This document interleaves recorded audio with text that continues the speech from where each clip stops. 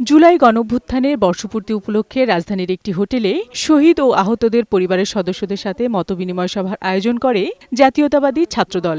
এতে প্রধান অতিথি হিসেবে লন্ডন থেকে ভার্চুয়ালি যুক্ত হন দলের ভারপ্রাপ্ত চেয়ারম্যান তারেক রহমান। গণঅভ্যুত্থানে ছাত্রদলের নিহত ১৪২ পরিবারের সদস্যদের দুঃখ দুর্দশার কথা শোনেন দলের ভারপ্রাপ্ত চেয়ারম্যান। এ সময় স্বজন হত্যার বিচার চান পরিবারের সদস্যরা।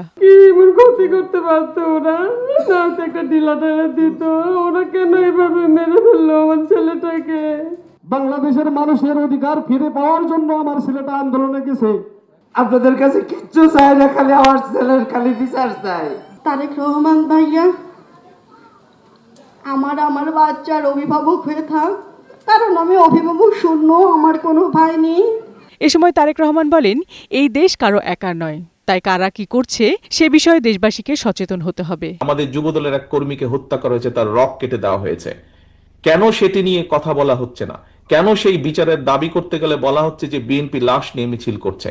এই প্রশ্নের জবাবগুলো আজকে আমাদের সবাইকে খুঁজতে হবে, কারণ এই প্রশ্নের জবাবগুলোর সাথে বাংলাদেশের অস্তিত্বের সম্পর্ক রয়েছে, বাংলাদেশের মানুষের অস্তিত্বের সম্পর্ক রয়েছে। আজকে আমাদেরকে দেখতে হবে প্রকৃতগতভাবে কারা বাংলাদেশের মানুষের পক্ষে এসে দাঁড়ায়। আমাদেরকে সত্যিকার ভাবে খুঁজে বের করতে হবে কারা বাংলাদেশের স্বাধীনতা, মানুষের স্বাধীনতা, সার্বভৌমত্বের পক্ষে অবস্থান নিয়েছে। ষড়যন্ত্র এখনো থেমে নেই বলেও অভিযোগ করেন তিনি। ষড়যন্ত্র আগেও বলেছি শেষ হয়নি। সভাপতির সাথে সুর মিলিয়ে একই সুরে বলতে চাই, ষড়যন্ত্র কিন্তু আরো শুরু হচ্ছে, আরো জোরে সোরে শুরু হচ্ছে।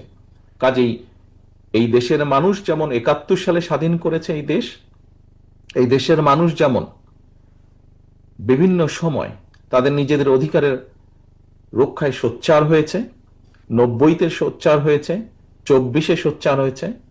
আপনাদের সকলের কাছে আহ্বান থাকবে, আবারও আপনাদেরকে সোচ্চার এবং সচেতন হতে হবে। অন্যায়কারীকে প্রশ্রয় দেয়া হবে না বলেও হুঁশিয়ারি দেন তারেক রহমান।